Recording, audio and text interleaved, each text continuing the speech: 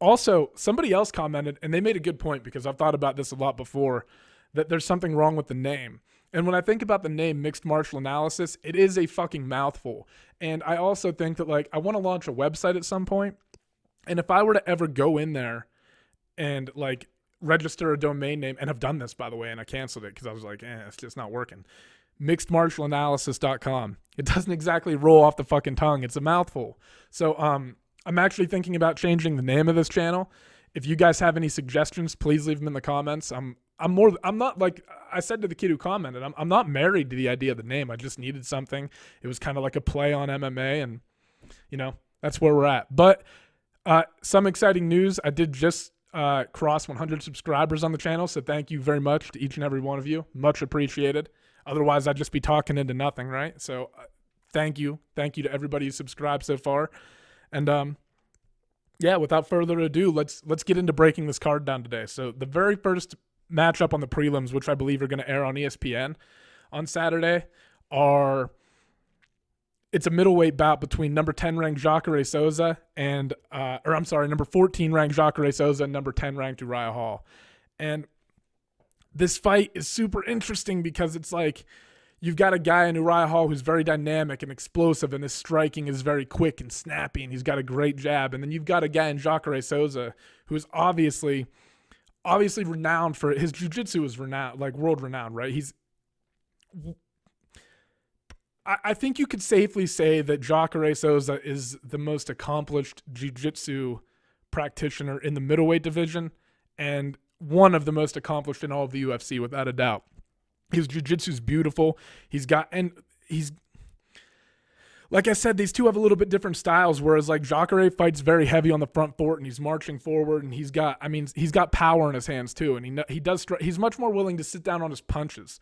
Whereas Uriah Hall is going to be doing a lot more movement, a lot more dancing, a lot of trying to he's probably going to try to do a lot of drawing Jacare into his striking range while keeping his back off the fence, because that's where they can engage in the clinch. And if you look back through Uriah Hall's career, there are examples of people like Gegard Mousasi, for example, when he got him to the ground, was able to dominate him there. And there are other ones, I can't think of them off the top of my head, but there are other situations where Uriah end up on the ground. He can get back to his feet and he can survive sometimes, but like if Antonio Carlos Jr. is another example. Like, I just think that one of the dangers in fighting Jacare for Uriah Hall is that when he gets into these grappling situations, as good as Antonio Carlos Jr. is and as like good as Mousasi is, and they're not Jacare on the ground, right?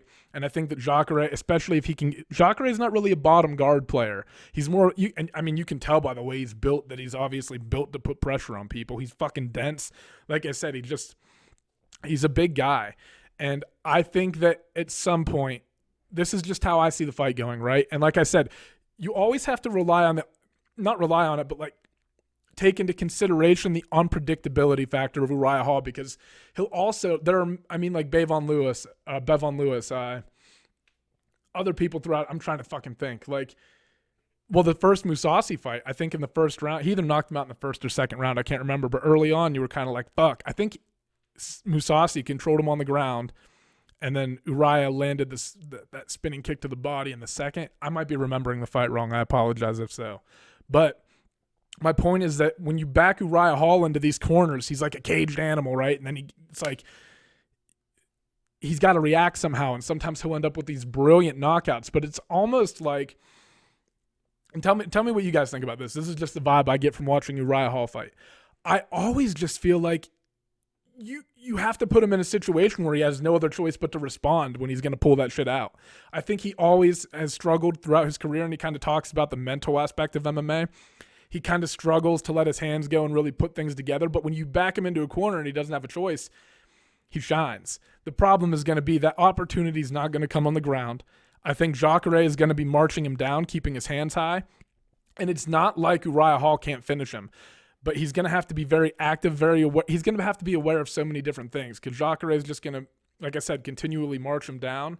And I'm looking for Jacare to put Uriah Hall's back up against the cage and start engaging in the clinch. And like, this is one of those fights where I think Jacare has a clear advantage on the ground, and Uriah Hall Potentially, I say potentially because, like I said, you don't know what you're gonna get. You don't know what you're gonna get out of him sometimes. So Uriah Hall potentially has an advantage on the feet, but Uriah Hall does get backed up. He does engage in a lot of clinch battles, and he has a wonderful jab, and he snaps it out there, and it's like I said, he does so many things so well. But I just think over the course of this fight in particular, it's just a matter of time before it gets to the cage, and once it gets there, I think Jacare is going to be significantly better than Hall on the ground, and I think he'll be able to get to the fight to the ground. So I'm going with Jacare. I think like a second round submission. I think you'll kind of see I could see this fight going in waves a little bit, where like Jacare takes him down, and then Uriah Hall manages to work back to his feet, and then maybe he's landing some volume on Jacare, and the output from Jacare will slow down, and then he'll have to pick it back up when he regains his energy, and then I think that Uriah Hall will be able to survive relatively well early, and that'll be a little bit exhausting for Jacare. And the more that the fight goes on, and the more that like Uriah Hall starts finding success on the feet, like if he's able to find that distance and stuff, Jacare is going to have an even a higher sense of urgency to get to this fight to the ground. So I'm going with Jacare, late second, maybe early third round submission. But like I said, never count out the unpredictability and his striking is clearly very advanced. Don't count Uriah Hall out of this fight because he could end it at any time. I just think that one of the things to keep in mind is obviously that Jacare has serious power in his hands and that he can box. Like if you go watch him fight Chris Weidman, I'm not saying Chris Weidman he's not like an Israel Adesanya in terms of like his setups and his versatility and the variety and his attacks and stuff, right? But he was fighting well in that fight on the feet, and Jacare was just able to overcome it and start marching him down. And I think that like a lot of Uriah Hall's really explosive movements and some of his best weapons are going to happen when he has some space. And I think Jacare is always going to be like just pressing forward like a zombie, and he's just going to be willing to eat some of that stuff. And I think that like the way that Jacare advances and cuts the octagon off, it's going to be kind of hard for Uriah Hall to get that range that he wants and land at the end of a shot where the most explosion will be. I think that Jacare is going to keep it close, and he's going to look to engage in a lot of clinch and ground fighting in this one. So Jacare, late second, early third round submission. Not sure. Like I said, don't sleep on Uriah Hall, though.